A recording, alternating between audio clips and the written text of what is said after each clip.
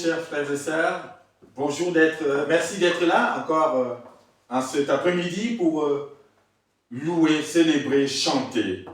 Et je commence par souhaiter bonne fête à toutes les femmes du monde entier. Parce qu'aujourd'hui, le 8 mars, nous fêtons les femmes. La fête internationale des femmes, la journée internationale des femmes. Voilà comment le monde appelle cela. Mais c'est bien d'avoir un moment pour célébrer la femme de manière générale. Mais au-delà de la femme, c'est Jésus-Christ que nous célébrons parce que c'est lui qui est venu véritablement libérer la femme. Et le sentiment que j'ai en cet après-midi du 8 mars, c'est un sentiment de fierté pour les femmes du monde entier, mais fierté surtout pour mon épouse qui est à mes côtés depuis tant d'années et qui œuvre à mes côtés, fier d'elle, fier de ce qu'elle fait, et je lui souhaite vraiment aussi de continuer, et je lui souhaite une très très belle fête en cette journée. Mais prenons l'habitude vraiment d'honorer, de célébrer justement les femmes, nos mamans, ces femmes qui sont aussi le symbole de ce que Jésus-Christ est venu relever, rééquilibrer aussi aujourd'hui. Et à travers cela, nous pensons vraiment que chaque femme, où qu'elle soit, quoi qu'elle fasse, devient disciple de Christ. Jésus était entouré d'hommes souvent. On réduit les disciples de Jésus au cercle fermé des 12, voire des 11. Mais autour de Jésus, il y avait des femmes qui l'ont suivi tout au long de son ministère et qui ont fait aussi de grandes choses. Alors, en ce moment, pensons justement à ce que Christ est venu faire dans ce monde en matière d'égalité, en matière de remise à niveau d'un certain nombre de choses. Cet après-midi, bien-aimés en Christ, je voudrais qu'on prenne la parole dans la première épître de Paul aux Corinthiens. 1 Corinthiens au chapitre 10, et nous lirons du verset 1 au verset 13. 1 Corinthiens 10, verset 1 à 13. C'est toujours une joie d'être là chaque dimanche pour célébrer notre Dieu, pour proclamer sa parole. Que ferions-nous d'autre? L'apôtre Paul dit, malheur à moi si je n'annonce pas l'évangile.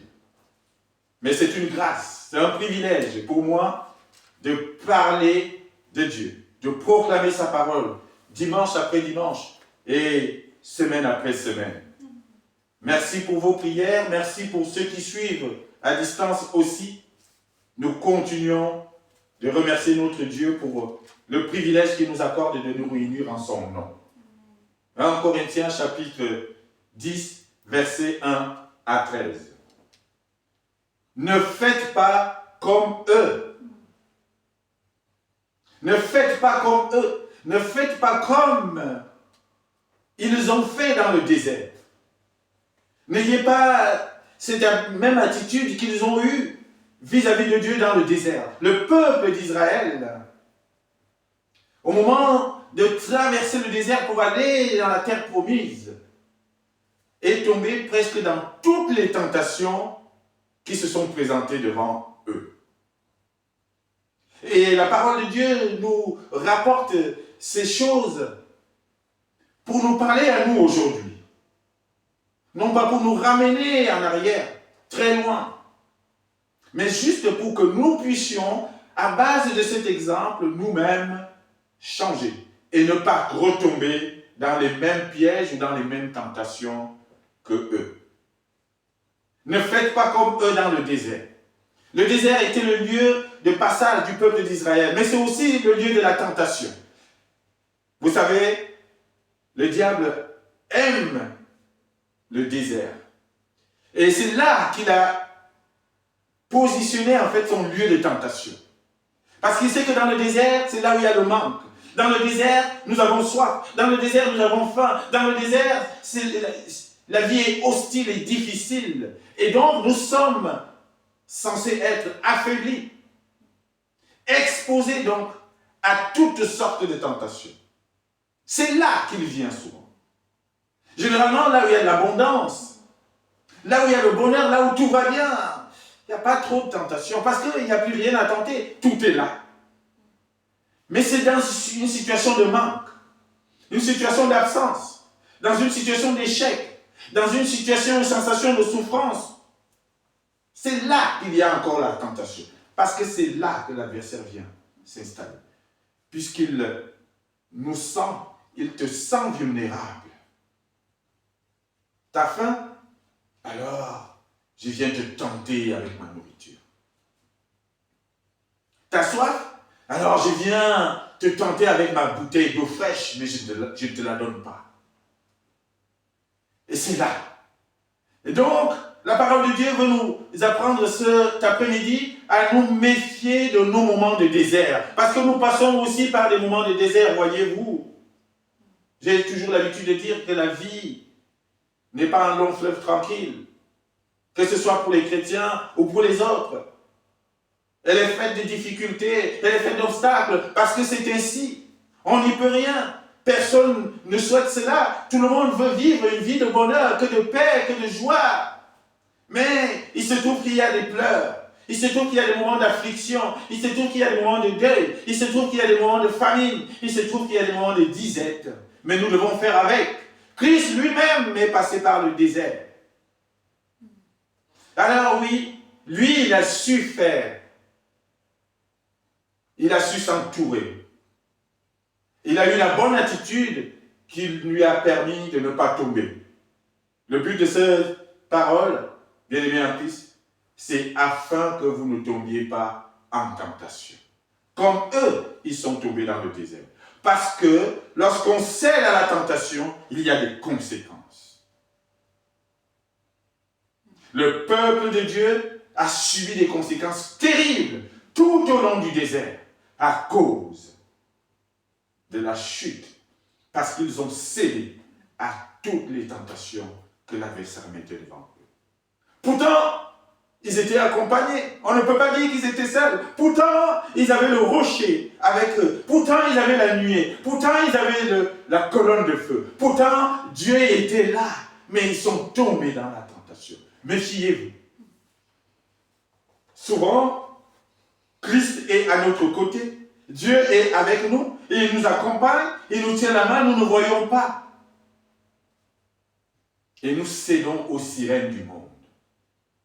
Le but cet après-midi, c'est de ne pas faire comme eux et d'apprendre, et c'est ça mon objectif, à la fin de ce message, je prie le Seigneur que chacun de nous ait appris à s'appuyer sur ce que l'apôtre Paul a appelé, et nous le verrons, le rocher du désert, Jésus-Christ, afin de ne pas tomber dans la tentation. Le peuple de Dieu est tombé parce qu'ils n'ont pas su s'appuyer sur le rocher qui était avec eux. Alors ne regarde pas simplement, ne reste pas focalisé sur ta souffrance, quelle qu'elle soit. Ne reste pas focalisé simplement sur tes difficultés, sur tes échecs et sur telle situation difficile. Et je compatis. Mais sache que dans cette souffrance, dans ce désert par lequel tu passes, il y a un rocher qui est avec toi. Et c'est sur ce rocher-là que tu dois t'appuyer. Alors tu réussiras ton épreuve du désert. Ne faites pas comme eux dans le désert, parce que eux, ils ont péri dans le désert. Alors, lisons cette parole. 1 Corinthiens chapitre 10, versets 1 à 13. Frères, je ne veux pas que vous ignoriez que nos pères ont tous été sous la nuée, qu'ils ont tous passé au travers de la mer, qu'ils ont tous été baptisés en Moïse dans la nuée et dans la mer, qu'ils ont tous mangé le même aliment spirituel et qu'ils ont tous bu le même breuvage spirituel, car ils buvaient à un rocher spirituel qui les suivait, et ce rocher était Christ. Mais la plupart d'entre eux ne furent point agréables à Dieu, puisqu'ils périrent dans le désert. Or, ces choses sont arrivées pour nous servir d'exemple, afin que nous n'ayons pas de mauvais désirs comme ils ont eu. Ne devenez point idolâtres, comme quelques-uns d'entre eux, selon qu'il est écrit, le peuple s'assit pour manger et pour boire, puis ils se levèrent pour se divertir. Ne nous livrons point à la débauche, comme quelques-uns d'entre eux s'y livrèrent, de sorte qu'il en tomba 23 000 en un jour. Ne tentons point le Seigneur comme le tentèrent quelques-uns d'entre eux qui périrent par les serpents. Ne murmurez point comme murmuraient quelques-uns d'entre eux qui périrent par l'exterminateur. Ces choses leur sont arrivées pour servir d'exemple et elles ont été écrites pour notre instruction à nous qui sommes parvenus à la fin des siècles. Ainsi donc, que celui qui croit être debout prenne garde de tomber. Aucune tentation ne vous est survenue qui n'ait été humaine. Et Dieu qui est fidèle ne permettra pas que vous soyez tentés au-delà de vos forces. Mais avec la tentation, il préparera aussi le moyen d'en sortir, afin que vous puissiez la supporter. Amen. Voilà ce que Dieu veut nous mettre sur le cœur cet après-midi, bien-aimés en Christ. Le texte est de l'apôtre Paul qui écrit ici une première lettre aux Corinthiens et il va leur parler d'un exemple, l'exemple du désert, l'exemple du peuple de Dieu dans le désert. Ce qu'ils ont fait, quelle a été leur attitude, leur comportement et leur relation vis-à-vis de Dieu pendant cette marche dans le désert. Et il présente cet exemple à l'église de Corinthe, ici pour leur dire, attention, si ces choses nous ont été rapportées, c'est pour vous servir d'exemple. C'est pour que vous ne fassiez pas comme eux. Bien-aimés en Christ, la parole de Dieu nous montre parfois des contre-exemples pour que justement nous en tirions des leçons et que nous ne tombions pas dans les mêmes erreurs que ceux qui nous ont précédés. Voilà pourquoi l'apôtre Paul reprend cet exemple ici à l'église de Corinthe, qui est une belle église, qui a reçu tous les dons de Dieu. Tous les dons. Et quand on lit le début de l'épître de Paul aux Corinthiens, la première épître, il dit, vous ne manquez aucun don. Dieu vous a béni.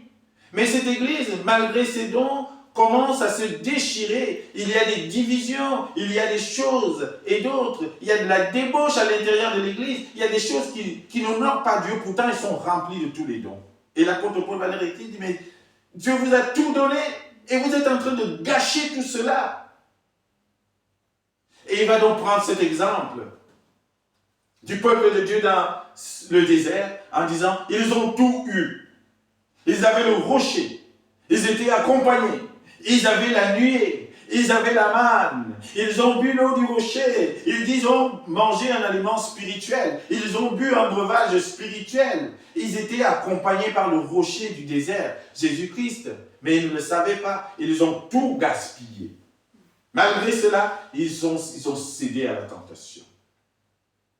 Et donc, ce qui se passe avec le peuple d'Israël, c'est passé dans le désert, doit nous servir de leçon. Et à chaque fois, il y avait des conséquences terribles qui sont tombées sur le peuple, à chaque fois qu'il tombait dans cette tentation. Bien-aimés en Christ, je sais que souvent, il nous arrive de passer par des moments difficiles et des déserts. Et c'est ce que j'appellerai aujourd'hui des déserts. Mais justement, c'est là que nous devons doubler de vigilance. C'est quand l'épreuve est là. C'est quand le désert est là devant toi que tu dois te dire, Seigneur, donne-moi la force maintenant d'être plus vigilant à mon attitude vis-à-vis de toi. Parce que c'est là que nous sommes souvent vulnérables. Oh, quand tout va bien, il n'y a pas de souci. Mais dès que la maladie arrive, on commence à se poser des questions. Dès que la famine est là, on commence à changer d'attitude. Or, c'est là que notre sagesse doit encore prévaloir. Or, si quelqu'un manque de sagesse, qu'il la demande, et c'est ce que Jacques nous dit, qu'il la demande à celui qui donne avec abondance. Il lui sera donné. La sagesse en temps d'épreuve. La sagesse dans le désert. Jésus-Christ a fait preuve de grande sagesse dans le désert, alors qu'il était sous le coup de la tentation du diable. Alors, bien-aimés en Christ, quelques exemples. Quelque chose, un certain nombre de choses à ne pas faire. Des choses dans lesquelles le peuple est tombé. La première chose qu'il faut éviter lorsqu'on est dans le désert, c'est d'éviter de tomber dans la tentation de l'incrédulité. Parce que c'est là que ça commence. Dans le désert, on peut être tenté de ne plus croire. Dans les moments difficiles, on peut être tenté de commencer à douter de ce Dieu. En disant, mais pourquoi moi, serviteur de Dieu, servante de Dieu, pourquoi moi, fils de Dieu? Et c'est le peuple d'Israël qui parlait. Nous, tes enfants, et tu nous amènes dans le désert pour nous tuer. C'est ce qu'il disait. À tel point qu'ils ont commencé à regretter l'Égypte. Et ils n'ont pas été agréables à Dieu. Toi, dans le désert, cherche à rester agréable à Dieu. Et c'est ce qu'il nous est dit ici au verset 5. Il dit, au partir du verset 3 même, ils ont bu le même breuvage spirituel, car ils buvaient à un rocher spirituel qui les suivait, et ce rocher était Christ. Et au verset 5, il dit, mais la plupart d'entre eux ne furent point agréables à Dieu, puisqu'ils périrent dans le désert. C'est ça la conséquence. Ils n'ont pas été agréables à Dieu. Et quelle est la manière par laquelle on peut être agréable à Dieu? Il n'y a qu'une seule manière d'être agréable à Dieu. La foi. À un moment donné, ils ont eu faim, ils ont eu soif, mais ils n'ont pas cru, ils ne croyaient plus à ces dieux puissants. Ils ont dit, mais pourquoi il nous permet d'avoir soif? Voilà l'attitude que parfois nous pouvons avoir lorsqu'on est dans le désert. Mais pourquoi Dieu permet ça? Est-ce que ce Dieu est vraiment puissant? Mais je pensais que moi, en tant qu'enfant de Dieu, en tant que serviteur de Dieu, en tant que femme de l'Église, en tant qu'homme d'Église, moi, je ne passerai plus par ce genre d'épreuve. Mais pourquoi Dieu fait ça? Est-ce qu'il est vraiment si puissant que ça? Voilà les questions que parfois, on peut être amené à poser lorsque les difficultés arrivent, lorsque le désert arrive. Et c'est ce qui s'est passé avec le peuple. Ils ont douté. Et ils n'ont pas cru parce qu'ils ont écouté leur ventre. Ils avaient faim, alors ils ne croyaient plus à celui qui pourtant leur a donné la manne, à celui qui pourtant leur a donné de quoi boire. Ils n'ont point été agréables à Dieu. Ça veut dire qu'ils n'ont pas cru. C'est l'incrédulité. Parfois, le désert peut nous pousser à l'incrédulité.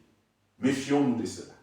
En fait, le message de cet après-midi, c'est juste pour nous alerter, pour nous dire attention. Parfois, quand c'est trop dur, on peut être poussé par l'adversaire à ne plus croire à la puissance de notre Dieu, à la force de notre Dieu. Non, ce n'est pas parce que tu es dans le désert que Dieu n'est plus avec toi, que Dieu n'est plus puissant. Oh, la seule manière d'être agréable à Dieu, c'est de garder sa foi. C'est ce que l'auteur du livre des Hébreux nous dit dans Hébreux chapitre 11, verset 6. Or, sans la foi, il est impossible de lui être agréable. Car il faut que celui qui s'approche de Dieu croit que Dieu existe et qu'il est le rémunérateur de ceux qui le cherchent. Le peuple, à force d'avoir faim et soif, n'a plus cru à ce Dieu. Et il croyait que ce Dieu n'existait plus à cause de la souffrance. Ils croyaient que ce Dieu n'était plus là parce qu'ils avaient faim et soif. Ils croyaient que ce Dieu n'était plus capable de les accompagner.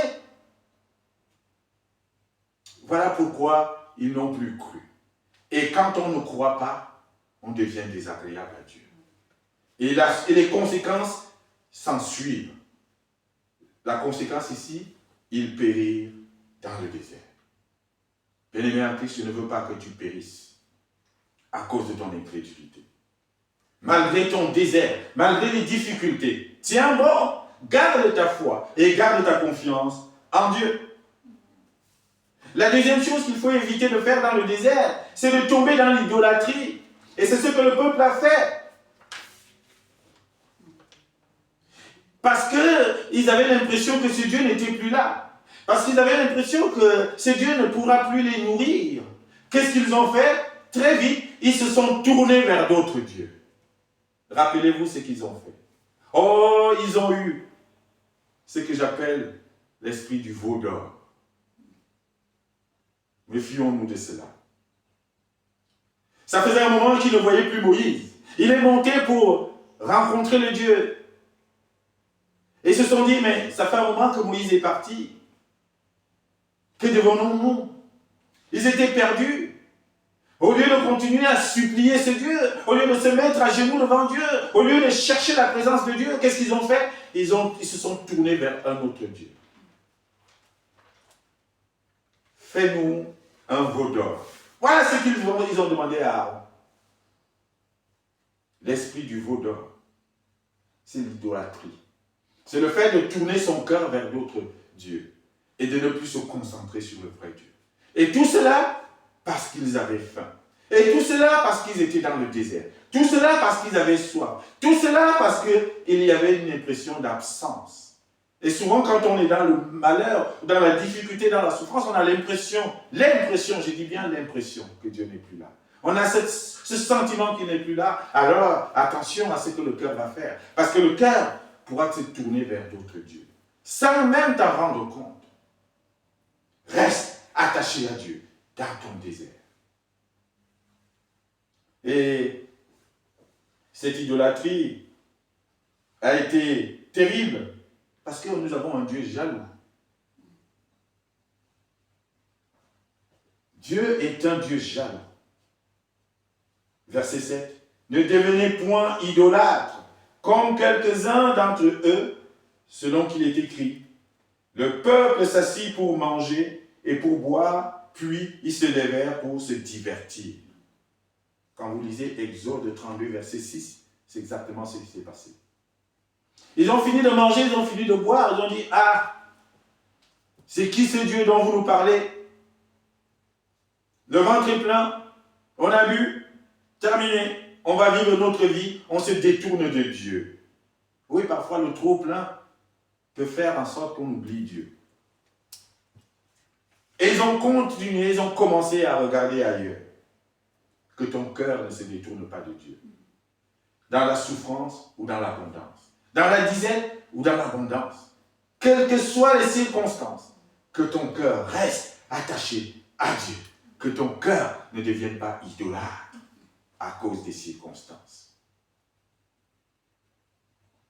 Amen. Amen. C'est ce que Dieu veut qu'on entende. Attention à l'idolâtrie. La troisième chose que nous devons éviter dans le désert, lorsque nous sommes en difficulté dans les obstacles, poussés dans nos retranchements par l'adversaire ou par les circonstances de la vie, c'est de nous livrer à la débauche, de retomber sur une vie de chair, une vie de convoitise. Vous savez, dans le désert, on erre, on marche, on a l'impression qu'on s'ennuie et on est dans l'oisiveté. Et l'oisiveté peut conduire à la débauche. On fait n'importe quoi parce qu'on n'occupe pas l'esprit à autre chose. Quand ton esprit vague, divague et est partout, ben, il risque de s'approcher de la chair et faire n'importe quoi. Occupe ton esprit à la méditation. Occupe ton esprit à Dieu. Tourne ton esprit vers Dieu. Alors tu ne risques pas de tomber sur les choses de la chair. Que notre cœur soit tourné vers le ciel. Et le verset 8 nous dit qu'ils se sont livrés à la débauche. Ne nous livrons point à la débauche, comme quelques-uns d'entre eux s'y livrèrent, de sorte qu'il en tomba 23 000 en un seul jour. Oui, il y a des conséquences à une vie charnelle, une vie dissolue, une vie pas de morale. On fait n'importe quoi de son corps, de sa vie. On passe le temps à convoiter la vie par la chair. peut conduire à la perte. 23 000 en un seul jour sont tombés parce que ils se sont livrés à la débauche. 23 000, imaginez, c'est toute une ville. Que cela ne nous arrive pas, parce que notre cœur sera resté attaché à Dieu. Vous voyez les conséquences? Quand un cœur balance et quand un cœur ne s'attache pas à Dieu, voilà les conséquences. Il se tourne vers ce qui est pire et qui peut causer sa perte. Dieu veut que cet après-midi, nous apprenions à garder nos cœurs fixés sur lui et sur lui seul. Quelles que soient les circonstances, je dis bien, quelles que soient les circonstances, bonnes ou moins bonnes, restons fixés sur Dieu. La quatrième chose que nous devons éviter dans le désert, c'est de tenter Dieu. Ils ont tenté Dieu. C'est de mettre Dieu au défi. Oui, nous avons faim, alors montre-nous que tu es Dieu en nous donnant à manger. Si tu es puissant, si tu es vraiment Dieu, voilà, nous sommes en train de mourir de faim, donne. Si tu es vraiment Dieu, nous sommes en train de mourir de soif, donne. Ils mettent Dieu au défi, ils tentent Dieu, comme si Dieu avait besoin de leur donner des explications, comme si Dieu avait besoin de prouver sa puissance. Ne tente pas Dieu. Le diable a essayé de pousser Jésus-Christ à faire cela. Et Jésus lui donne cette réponse. Il est aussi écrit, on ne tentera pas Dieu. Ne mets pas Dieu au défi comme s'il avait d'explications à te donner. Dieu, j'ai l'habitude de dire, n'a pas de compte à rendre à personne. Il est libre. Il fait ce qu'il veut, quand il veut, comme il veut. Il donne sa grâce à qui il veut, comme il veut, quand il veut. Et puis quoi encore? Que feras-tu? Il est Dieu. Alors ne le tente pas. Supplie. Soit dans l'adoration, soit dans l'humilité, soit dans la prosternation. Dans ton désert, n'exige rien à Dieu parce qu'il n'a pas de compte à te rendre. Dieu ne te doit rien. Tout ce que Dieu te fait est grâce. Tu mérites la mort avec le cœur méchant que tu as. Tu mérites la mort avec le péché que tu fais. Tu ne mérites que cela. Mais Dieu, par grâce, t'accorde la vie. Alors donc, quand tu es dans le désert, ne crois pas que tu vas venir exiger les choses à Dieu en disant « Je suis malade et ça fait des années et Dieu ne me guérit pas. Est-ce que ce Dieu est vraiment là ?» Dieu n'a pas de compte à te rendre. Dieu te dit « Supplie-moi, prosterne-toi et je verrai. Je t'accorderai peut-être ma grâce ou pas. » Et connaître cette vérité nous permettra de rester toujours dans une attitude d'humilité, de supplication. On prie Dieu, on supplie Dieu, mais on ne lui donne pas les ordres, on ne lui exige rien, parce qu'il n'a pas de compte à rendre. Et c'est ce que le peuple a voulu faire, il voulait le mettre au défi. Et la conséquence de cela, c'était quoi? Ils ont été mordus par les serpents. C'est suite à cela qu'il y a eu ces morsures de serpents. Et par sa grande grâce, il est revenu avec le serpent d'airain en disant à Moïse, fabrique-toi un serpent d'airain, pour que ceux qui regarderont à ce serpent soient sauvés. Les conséquences, quand on veut défier Dieu, peuvent être graves. Alors faisons attention. N'essaye pas. Supplie. Prosterne-toi. Prie. La cinquième chose que nous devons éviter dans le désert, c'est de murmurer. La tentation des murmures, et c'est une tentation très facile, c'est celle-là qui vient souvent lorsque ça ne va plus, lorsque ça ne marche plus au travail, lorsque ça ne tourne plus comme je veux, lorsque je suis malade, ou lorsque je suis en difficulté, lorsque je suis dans la famine, lorsque je suis dans le désert, bref, lorsque je suis dans une situation d'affliction. La première chose que les hommes ont souvent l'habitude de faire, c'est de murmurer contre Dieu. Ça veut dire du mal de Dieu. Ça veut dire reprocher Dieu. Ça veut dire le rendre coupable de nos malheurs. C'est la pire des choses à ne pas faire. C'est exactement ce qu'il ne faut pas faire lorsqu'on est dans le désert. Il faut tenir ta langue. Et en fait, si tu l'ouvres, c'est juste pour bénir Dieu. Tu dois l'ouvrir juste dans le désert pour prier. Tu dois ouvrir ta bouche dans le désert juste pour te mettre à genoux et glorifier Dieu, supplier Dieu, prier Dieu. C'est tout ce que tu dois faire et non murmurer. Parce que les murmures conduisent à ta perte. On ne murmure pas contre Dieu. Ils ont dit des choses désagréables. Ils ont dit à Dieu, tu nous as amenés dans le désert pour nous tuer. Valait mieux que tu nous laisses en Égypte. Nous voulons retourner en Égypte. Ils regrettaient déjà l'Égypte avec tout ce que Dieu a fait pour eux. Ils ont été ingrats. Incrédules, ingrats. Et murmureurs.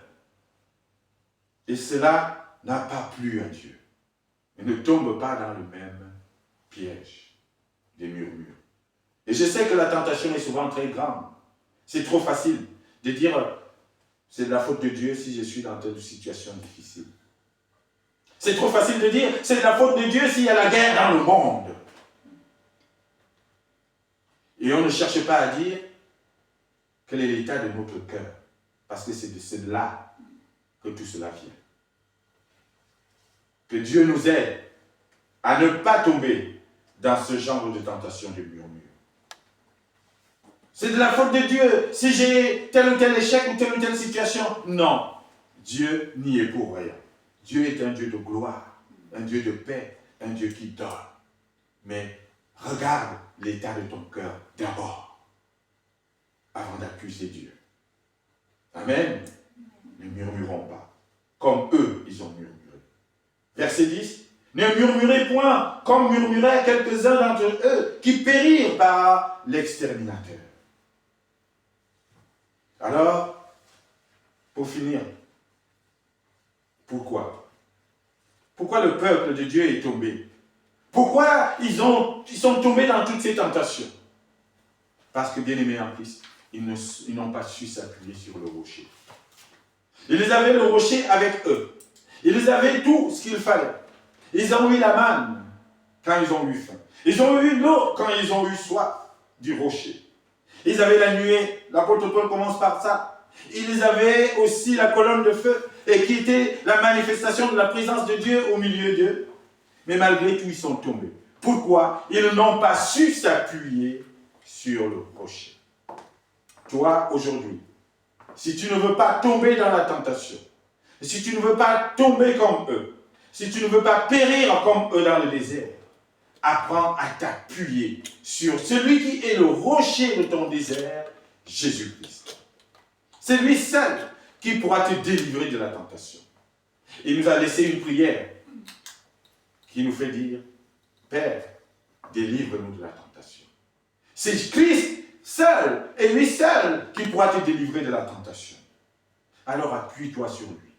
Ne fais pas comme eux dans le désert. Et ces exemples nous ont été donnés pour nous apprendre à nous appuyer sur Christ. Sachant que toute tentation qui t'arrive a une limite. Dieu a fixé une limite à la tentation. Cette limite, c'est l'humainement supportable. Dieu ne peut pas permettre une tentation dans ta vie qui soit au-delà de tes forces. Et la deuxième chose, c'est qu'avec la tentation, il te donne aussi la possibilité d'en sortir. Et la seule possibilité de te sortir de toute tentation, c'est Christ. Alors, bien-aimés en Christ, appuyons-nous sur le rocher des âges, sur le rocher des générations, sur le rocher du désert, sur le rocher de ton désert, Jésus-Christ. Tu es peut-être dans le désert aujourd'hui, par ta difficulté, par ta maladie, par tes souffrances, par tes afflictions, par ton deuil. Mais sache qu'à côté de toi, il y a un rocher. Appuie-toi sur lui et tu ne tomberas pas dans cette tentation qui te tend les bras. Amen. Amen.